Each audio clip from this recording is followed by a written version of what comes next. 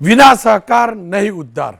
આ સૂત્ર વર્ષો સુધી સારું રહ્યું, સાકાર પણ થયું અને આપણા ગુજરાતની આર્થિક કરોડરજ્જુ મજબૂત કરવાની અંદર સૌથી મહત્વની ભૂમિકા ભજવી હોય તો સહકારી ક્ષેત્ર.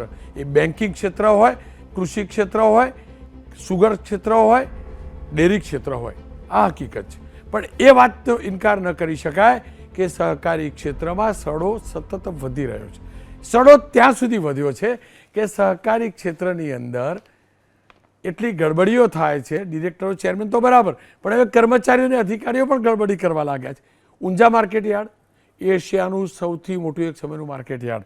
જોકે હાલ ત્યાં ચેરમેનની કોઈ બોડી નથી. વર્ષો ઘણા મહિનાઓ પહેલાં ચૂંટણી થઈ ગઈ, પણ હજી એજીએમ મળતી નથી ને ચેરમેન નથી. પણ આજની વાત એ છે કે ઊંઝા માર્કેટયાર્ડમાં કોમર્શિયલ કોઓપરેટિવ બેંક લિમિટેડના કેશિયરે, ઊંઝા માર્કેટયાર્ડના કોમર્શિયલ કોઓપરેટિવ બેંકના કેશિયરે, આ માર્કેટયાર્ડની બેંકની વાત છે, 3,44,00,000ની ઉચાપત કરી છે. ઉચાપત કેમ કરી? ટુકડે ટુકડે ઉચાપત કરી. તો ઉચાપત એટલે કરી, આ સચિન પટેલ નામનો આ જે કેશિયર છે ને, એ સટ્ટો રમેલો અને સટ્ટો બેંકના પૈસે રમ્યો. સટ્ટામાં નુકસાન થયું એટલે ટુકડે આ કેશિયર સાહેબે એમાંથી કાઢી અને સટોડિયા જો સટ્ટો હાર્યા ત્યાં આગળ ભરી કાઢ્યા. એમના વિરુદ્ધ એફઆઈઆર દાખલ થઈ, એમની ધરપકડ પણ થઈ છે. આપ દ્રશ્યો પણ જોઈ શકો છો. પણ સાંભળી લો, આ કેસ આરોપ જેના ઉપર લાગ્યા છે, કેશિયરે શું કહ્યું. પૈસા બધા 5-6 જણા આઈડીમાં સટ્ટામાં પૈસા ગયા છે. કેવી રીતે આ પૈસાનો ઉપયોગ કરતા હતા તમે? રોજ રોકડાથી બેલેન્સ કરાવતા હતા અને તે આઈડીમાં બેલેન્સ કરતો હતો, રોકડા આપી. કઈ જગ્યાએ તમે સટ્ટો રમતા હતા? સટ્ટો કઈ જગ્યાએ આપ રમતા હતા એવું કોઈ ધ્યાને આવ્યું? હા, નામ પ્રતિક પટેલ, અંકિત પટેલ, બ્રિજેશ પટેલ, શૈલેષ મુરલી, વિરેન પટેલ. આ બધા લોકો જોડે તમે સટ્ટો રમતા હતા? હા. કેવી રીતે સટ્ટો રમતા હતા? જે ઓનલાઈન આઈડી આવે છે એમાં રોકડા આપી પૈસા. આ બાબતે તમને કોઈ ફોર્સ કરવામાં આવ્યો હોય કે એવું પૈસા બાબતે? પૈસા હારીએ એટલે ફોર્સ કરે, ટૂંકી ફોર્સ કરતો, પૈસા આપી દો પૈસા. આ તમે આરોપીનું કબૂલાતનામું સાંભળ્યું. પણ આ પ્રકારની ઉચાપત થઈ છે તેના સમાચાર મળતા જે પણ રોકાણકારો હતા બેંકના, તે પહોંચી ચૂક્યા હતા બેંક ઉપર. જોકે માર્કેટયાર્ડના, ઊંઝા માર્કેટયાર્ડની જે કોમર્શિયલ બેંક છે એના ડિરેક્ટરે સ્પષ્ટતા કરી છે કે બેંકમાં ડિપોઝિટરોએ ચિંતા કરવાની કોઈ જરૂર નથી. એ પણ સાંભળી લઈએ. અમારા કર્મચારી કેશિયરે ટુકડે 3,44,00,000 રૂપિયા જેટલી રકમની ઉચાપત કરેલી ધ્યાનમાં આવી છે. આ રકમ વસૂલ કરવા તજવીજ શરૂ કરી છે. બેંક ખૂબ જ સદ્ધર છે, પરંતુ આ એક વિશ્વાસઘાત થયો છે. બેંકની દર વર્ષે 3-4 કરોડ રૂપિયાની આવક છે. બેંકને બીજો કોઈ પ્રશ્ન નથી. ડિપોઝિટરોએ પણ વિશ્વાસ રાખવા વિનંતી. બેંકમાં ઘટના બની તે સત્ય છે, પણ આનાથી બેંકની કોઈ લોબી યાત્રામાં નડતર નહીં થાય તેવું અમારું ચોક્કસ માનવું છે. અમે રિકવરીના પૂરા પ્રયત્નો કરવા જઈ રહ્યા છીએ. આ વાત થઈ એક બેંક, સહકારી બેંકમાં થયેલા ગોટાળાની. પણ આ જ પ્રકારે સહકારી ક્ષેત્રમાં ચાલતી નાની નાની મંડળીઓની ડેરીઓમાં પણ ગોબાચારી થાય છે. સુમૂલ ડેરી, દક્ષિણ ગુજરાતની મોટી ડેરી, કોઓપરેટિવ સેક્ટરની ડેરી. અહીંયા બહારના રાજ્યોમાંથી દૂધ લાવી ભેળસેળ કરાતી હોવાની આશંકાને પગલે સુમૂલ ડેરીએ કાર્યવાહી કરી છે. 10 દિવસ પહેલાં સુરત અને તાપી જિલ્લાની અંદાજિત 25 દૂધ મંડળીઓને 3,30,00,000નો દંડ ફટકારવામાં આવ્યો છે. સુમૂલ સંઘ પેટા નિયમ મુજબ સુમૂલ ડેરી માત્ર સુરત અને તાપી જિલ્લાના પશુપાલકો પાસેથી દૂધ એકત્રિત કરી શકે. પણ સુમૂલના ધ્યાનમાં ચોંકાવનારી બાબત એ આવી કે સુરત અને તાપીની કેટલીક મંડળીઓ દૂધમાં ગોલમાલ કરે છે અને બોર્ડરના જે જિલ્લાઓ છે મહારાષ્ટ્રના, ત્યાંથી ચિલિંગ પ્લાન્ટમાં સંગ્રહિત કરેલું દૂધ લાવી અને પછી અહીંયા હુંફાળું દૂધ અહીંયા વેચી મારે છે. 25 મંડળીઓને 3,30,00,000નો દંડ ફટકાર્યો છે. અને આ પ્રકારે ગાંધીનગરની પણ એક ડેરીમાં દૂધ રાજસ્થાનમાંથી લાવવામાં આવતું હતું, એવું પણ મારા ધ્યાનમાં આવેલું ભૂતકાળની અંદર. આ મુદ્દે ચર્ચા કરવા જયેશભાઈ પટેલ, ડિરેક્ટર છે સુમૂલ ડેરીના, હિતેન્દ્ર પટેલ ભારતીય જનતા પક્ષના નેતા છે, સહકારી આગેવાન પણ છે, હેમાંગભાઈ સાવડા કોંગ્રેસના નેતા છે. પહેલાં જયેશભાઈ સાથે વાત કરું. જયેશભાઈ, આ દૂધનું દૂધ અને પાણીનું પાણી તો બહુ સાંભળતા હતા. મને તો એમ હતું કે આપણી મંડળીઓ ગુજરાત પૂરતી જ છે, જે તે વિસ્તાર પૂરતી જ છે. પેલી શેરડી પણ કાપવાની હોય તો જે મંડળીનો સભાસદ હોય ત્યાં જ ભરાવાની એવો નિયમ છે, દૂધનો પણ એવો નિયમ છે. તો આટલો બધો શોખ આ ડેરીઓ મંડળીઓનો કેમ થતો હશે કે મહારાષ્ટ્રમાંથી દૂધ લઈ આવવાનું અને પછી અહીંયા ભેળસેળ કરવાની, મૂકવાનું છે શું આખો ખેલ? રોનકભાઈ, આજે ખૂબ જ સારો વરસાદ દક્ષિણ ગુજરાતમાં થયો છે એટલે ખેડૂતોમાં આનંદ છે. ખાસ સાથે સાથે તમે જે રીતે સહકારીનો જે મુદ્દો લીધો છે, સુમૂલ ખાસ કરીને તમે જો તો 1951માં અમૂલની સ્થાપના 1946માં થઈ, પછી 51માં સુમૂલની સ્થાપના થઈ. અને ખાસ કરીને ગુજરાતમાં જે રીતે અમૂલ પેટર્નથી દૂધ લઈ રહ્યા છે અને અમૂલે જે રીતે સમગ્ર વિશ્વ અને ભારત દેશમાં જે નામના કરી છે, અને ખાસ કરીને 36 લાખ બહેનો આજે તમે જુઓ તો દરરોજના લગભગ 150 કરોડ જેટલી આમદની મેળવે છે.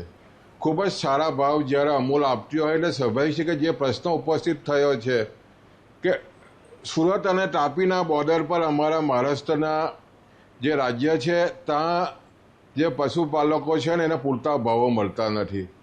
જે રીતે સહકારી માધ્યમ જે આપણું મજબૂત છે એને કારણે સ્વાભાવિક છે ખૂબ જ સારા ભાવ આપતા મળતા હોય છે.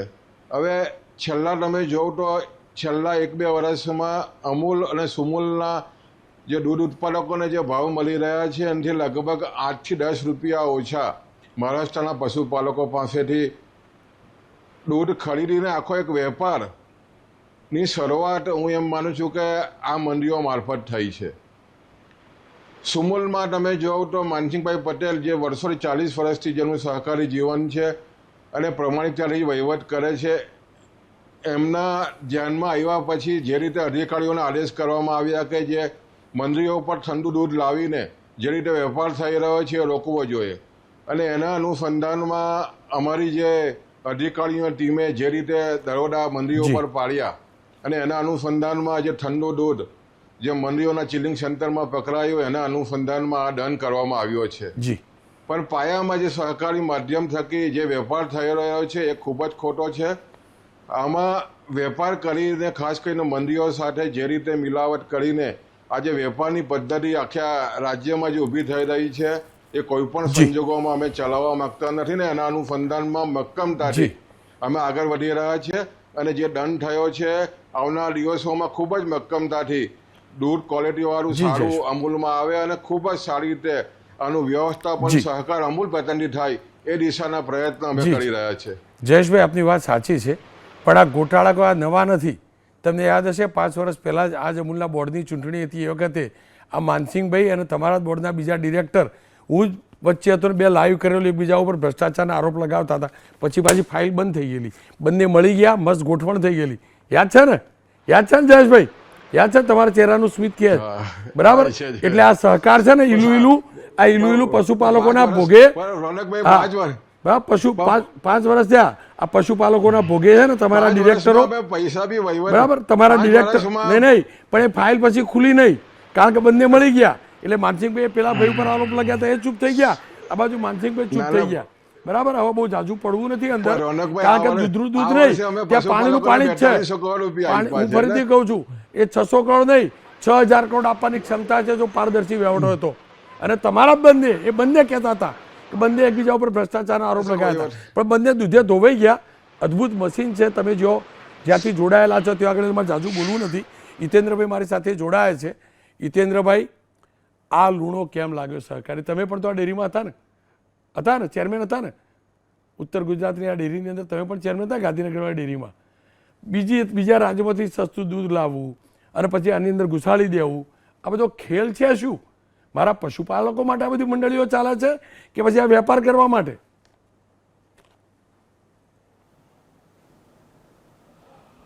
રોનકભાઈ, આપે વાત કરી કે આમાં આ જે પ્રમાણે સહકારિતાને લૂણો લાગતો જાય છે, મને લાગે છે કે કેટલાક કિસ્સાઓમાં એ બેન્કિંગ સેક્ટર હોય, એ ડેરી સેક્ટર હોય, એ એપીએમસી સેક્ટર હોય, તો ક્યાંક ને ક્યાંક ખૂબ સારી પ્રવૃત્તિમાં 2-5 લોકો આવું કરે છે ત્યારે સામાન્ય રીતે એવું નેરેટિવ બને છે કે આ પ્રવૃત્તિમાં મુશ્કેલી છે.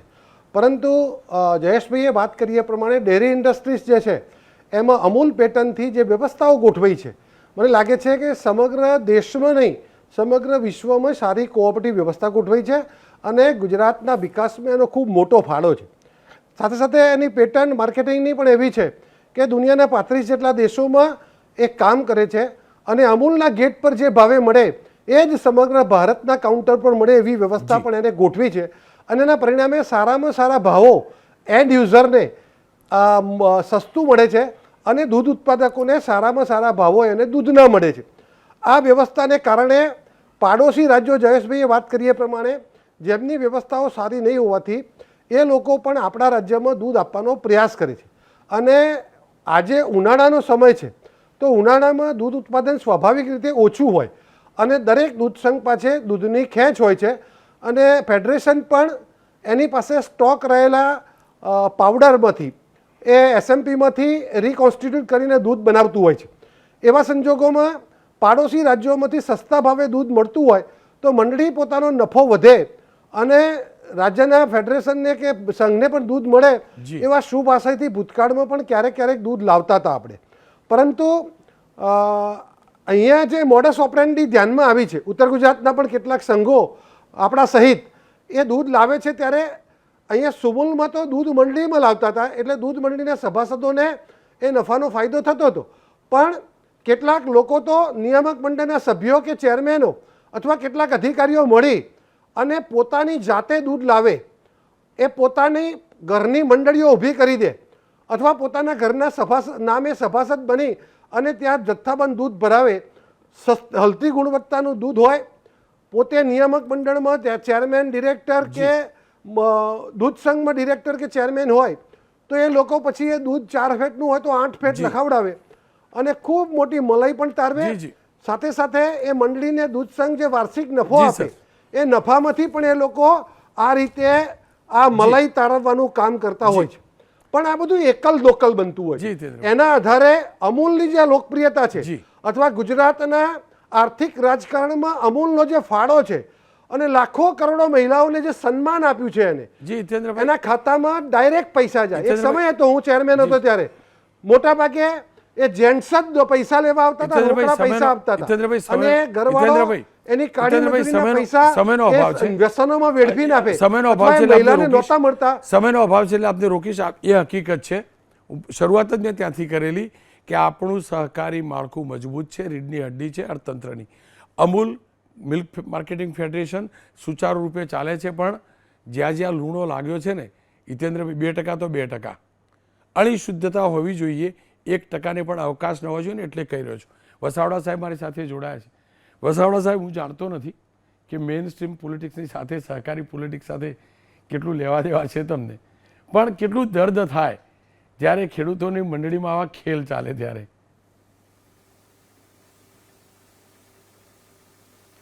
રોનકભાઈ, વિસાવદરની ચૂંટણીથી સહકારી ક્ષેત્રના ભ્રષ્ટાચારની વાત વારે વારે આવવા માંડી. બીજું, અત્યારે તો બધે જ ભારતીય જનતા પાર્ટીનું શાસન છે અને સહકારી ક્ષેત્ર પણ લગભગ ભારતીય જનતા પક્ષ પાસે જ છે. પણ એ લોકોનો અંદર જે ઇનફાઇટ ચાલુ થઈ એને લીધે બધો ભ્રષ્ટાચાર બહાર આવવા માંડ્યો. બાકી આ તો ઘણા વર્ષથી ચાલતું હશે. આશય ગમે એ હોય, ભાઈ હિતેન્દ્રભાઈએ કીધું કે શુભાશય હતો કે દૂધ મળી રહે ને આમ થાય તેમ. આશય ગમે એ હોય, ભ્રષ્ટાચાર છે, ચોરી છે. હજી તો મારી તો કાયમ એવી માગણી અને લાગણી રહી છે રોનકભાઈ કે દૂધનું પણ ઓડિટ કરવું જરૂરી છે. કોઈ પણ પશુ છે, ગાય છે, માની લ્યો ભેંસ છે, એ નિયત માત્રામાં જ દિવસમાં 24 કલાકમાં દૂધ આપે છે. એક દૂધ મંડળી છે, એના 30 સભ્ય હોય, એની પાસે 10 ગાયો હોય, 300 ગાયો હોય તો 450 થી 700-800 લીટરથી વધારે દૂધ એ દૂધ મંડળી પૂરું પાડી શકે નહીં. 2,000 લીટર દૂધ ક્યાંથી આવે? કાં એમાં પાણી નાખે છે, કાં જે કેમિકલની વાત છે એ આવે છે. અને આ તો એવું છે કે મામેરું તો બધા સહિયારું જ ભરતા હોય છે.